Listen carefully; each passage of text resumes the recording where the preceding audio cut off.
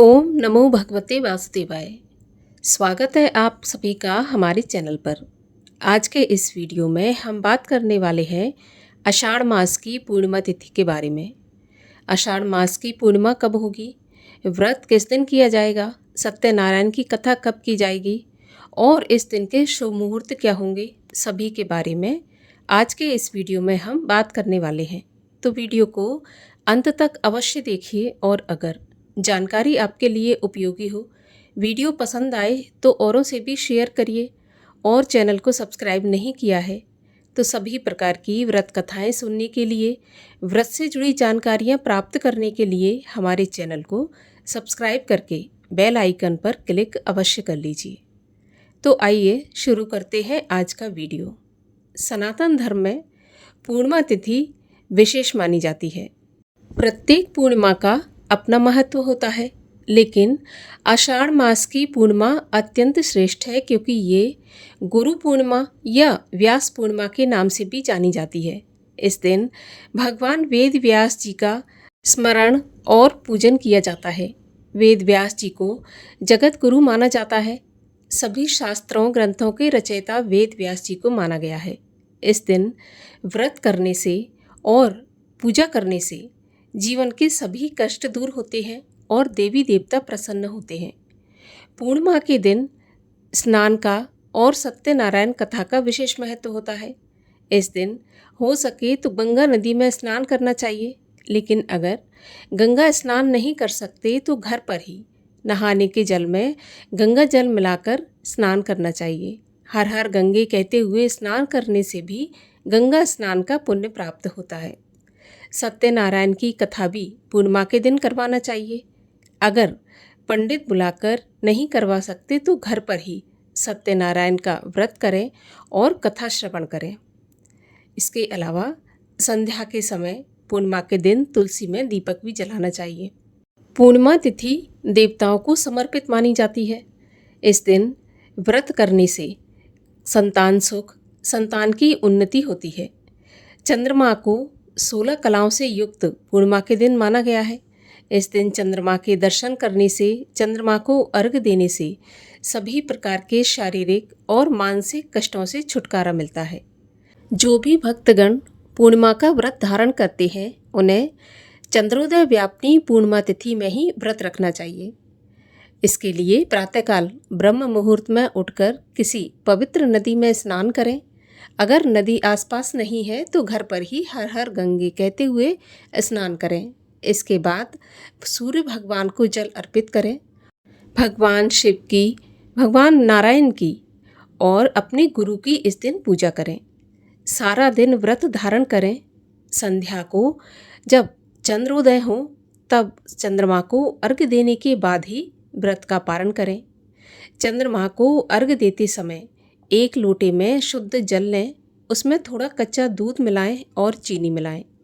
इसके बाद चंद्रमा को अर्घ्य दें। ध्यान रखें, जब आप चंद्रमा को अर्घ्य दें तो उस जल के छींटे आपके पैरों पर नहीं पड़ें, तो इस बात का भी विशेष ध्यान रखें। अर्घ्य देने के बाद थोड़ी देर चंद्रमा की रोशनी में अवश्य बैठें। कहा जाता है कि पूर्णिमा के दिन चंद्रमा की रोशनी में बैठने से मन को शांति प्राप्त होती है। शारीरिक या चर्म रोग जो भी होते हैं उनमें राहत प्राप्त होती है। तो इसीलिए चंद्रमा की रोशनी में बैठें और उसके बाद व्रत का पारण करें। अब बहुत से भक्तगण उसी दिन व्रत का पारण कर लेते हैं और कुछ भक्तगण अगले दिन सूर्योदय के पश्चात ही व्रत को खोलते हैं। तो जैसा आप हमेशा से करते आए हैं उसी प्रकार से व्रत धारण करें। गुरु पूर्णिमा के दिन विशेष रूप से गोवर्धन की परिक्रमा भी शुरू की जाती है। ऐसा माना जाता है कि अगर आप पहली बार गोवर्धन की परिक्रमा प्रारंभ करने जा रहे हैं तो गुरु पूर्णिमा सबसे उत्तम दिन माना जाता है। तो इस दिन से गोवर्धन की परिक्रमा भी प्रारंभ की जाती है। गोवर्धन की परिक्रमा गुरु पूर्णिमा के दिन विशेष महत्वपूर्ण होती है। वैसे तो प्रत्येक पूर्णिमा के दिन की जाती है, लेकिन गुरु पूर्णिमा के दिन अपना अलग ही महत्व रहता है। अगर आपके कोई गुरुजन नहीं है तो आप भगवान शिव को अपना गुरु मानकर इस दिन भगवान शिव का पूजन करें।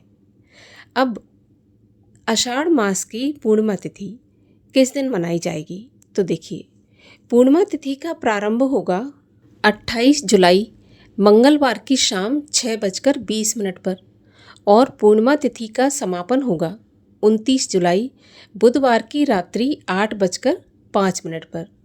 तो ऐसे में चंद्रोदय व्यापिनी पूर्णिमा तिथि हमें प्राप्त हो रही है 29 जुलाई बुधवार को। इसी दिन सत्यनारायण की कथा, पूर्णिमा का व्रत, पूर्णिमा का दान और स्नान किया जाएगा। 29 जुलाई बुधवार के शुभ मुहूर्त होंगे। ब्रह्म मुहूर्त होगा सुबह 4:24 से 5:12 तक। ये मुहूर्त स्नान के लिए सर्वश्रेष्ठ माना जाता है।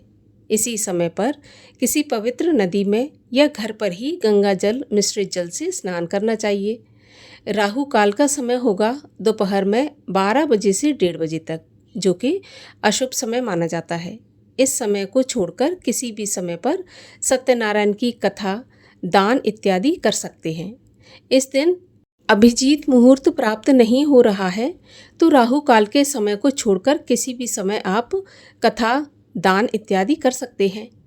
चंद्रोदय का समय होगा शाम को 7:21 पर। व्रतधारी चंद्रमा को अर्घ देने के बाद ही अपने व्रत का पारण करें। इस प्रकार से पूर्णिमा के दिन स्नान करने से, दान करने से, व्रत करने से और आषाढ़ की पूर्णिमा के दिन गुरु की सेवा करने से, गुरु का वंदन करने से मनुष्य के जीवन के सभी प्रकार के कष्ट निवारण होते हैं।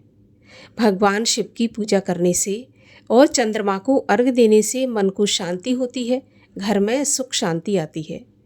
तो ये थी आषाढ़ पूर्णिमा व्रत से जुड़ी जानकारी। वीडियो पसंद आए तो लाइक करके शेयर करिए और चैनल को सब्सक्राइब नहीं किया है तो चैनल को भी सब्सक्राइब कर लीजिए।